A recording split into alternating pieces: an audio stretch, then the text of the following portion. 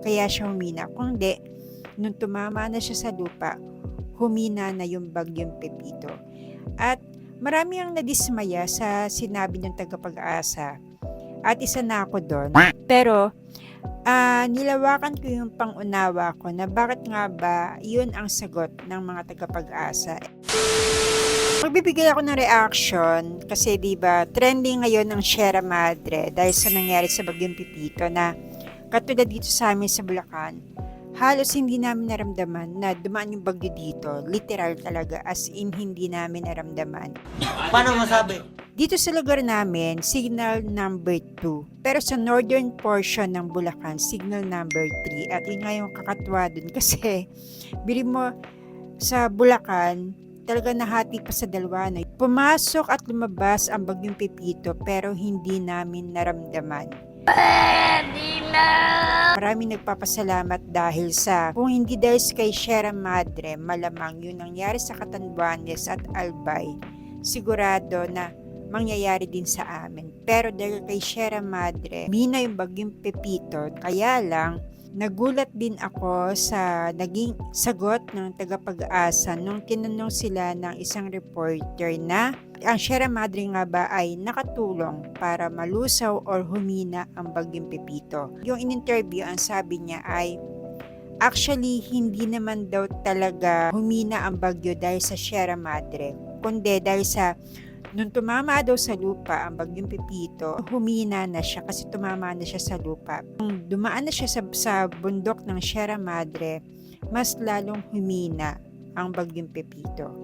Pero kumbaga, hindi dahil talaga sa Sierra Madre kaya siya humina. Marami ang nadismaya sa sinabi ng tagapag-asa at isa na ako doon.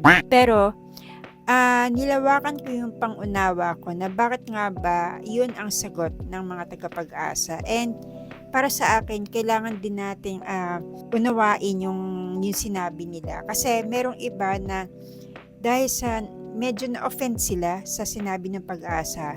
So merong iba dyan na mababasa mo sa mga comment section sa social media na sinasabi nila. So parang sinasabi nyo na walang silbi yung Sierra Madre. Or gusto niya lang kasi matuloy yung kaliwadam, kaya ganyan ang reaction nyo, kaya ganyan yung sinasabi nyo. So, for me, ayun, inalam ko bakit nga ba ganun ang sagot ng pag-asa. And, kahit pa paano medyo naintindihan ko din sila, kahit medyo masakit din sa akin yung ganong sagot. Yung Sierra Madre ay maaaring makatulong para humina ang bagyo, pero maaari ding lumakas ang bagyo dahil sa Sierra Madre or kahit sa ibang mga bundok. At bakit nga ba ganun? Halimbawa, sa pagkakaunawa ko lang po, sa pagkakaintindi ko, halimbawa itong bagyong Pepito, so more on hangin ang dala niya. So pag tama niya sa kalupaan, humina na siya kasi nga more on hangin yung dala niya. And then, pagdaan niya sa Sierra Madre, mas lalo siyang humina. Pero kung ang bagyo daw ay more on ulan ang dala, pag dumaan yan sa bundok, mas malaki ang tsansa na mas maraming ulan ang dadaling pa ng isang bagyo kasi nga yung bundok dahil inaabsorb niya yung moisture. So pag dumaan ng isang bagyo na ang dala ay ulan, maraming ulan. So pag dumaan siya sa bundok, katulad halimbawa sa Sierra Madre, most likely na mas madadagdagan pa yung ulan na dala ng bagyo na yon. And for me, parang ganun yun sa bagyong Christine, na hindi man kami totally ang tinamaan ng bagyo, pero dahil sa sobrang lakas ng ulan ng Christine, talagang nalubog itong bahay namin at muntik na nga malunod yung 2 tuta kasi hindi agad ako nagising. Kumbaga, bigla na lang ako naalimpungatan na yun nga, na inabutan na pala ng baha itong pinakakulungan nila. Naniniwala ako na nakatulong talaga ang Sierra Madre dito sa lugar namin. Nung Sabado, signal number 2 na dito. Pero, grabe ang init. Talagang mainit at umaaraw talaga. Tapos may mababasa pa nga ako sa mga comments sa Facebook, sa TikTok na sabi nila, ay ganyan yung nangyari ng bagyong Yolanda na dito sa amin, mainit din. Sobrang tirik yung araw, pero pagkaraan ng mga 30 minutes, mga isang oras, ayan na, biglang Yolanda na pala, yung super typhoon na pala yun. So, sa pag nababasa mo yun, talagang medyo matatakot ka rin kasi ano ba yan? Para bang lahat nagiging expert, ano? And then, pagdating ng Sunday, ayan na, medyo umuulan na siya, pero hindi mo pa rin talaga ramdam na signal number 2 dito kasi yung ulan is parang karaniwan lang. Tapos, yung hangin, hindi naman siya totally malakas.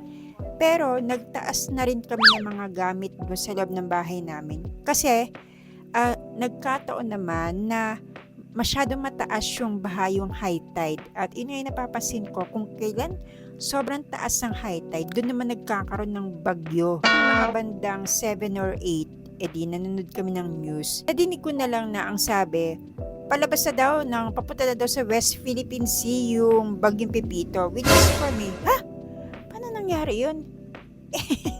Hindi nga namin nararamdaman yung bumabagyo dito.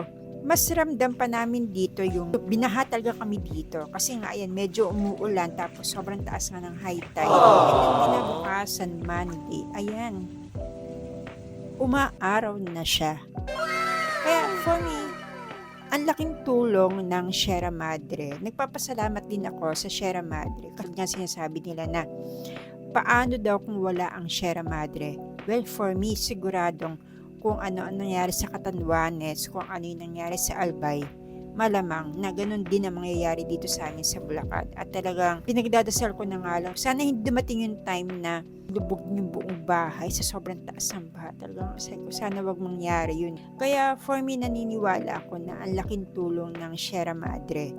At kailangang mag-ingay tayo na ingatan natin ang Sierra Madre at no to kaliwadam. Kasi dito nakita natin na sobrang laking tulong ng Sierra Madre. Whether nakakatulong siya or hindi sa bagyo, for me, kailangang inaingatan natin ng Sierra Madre.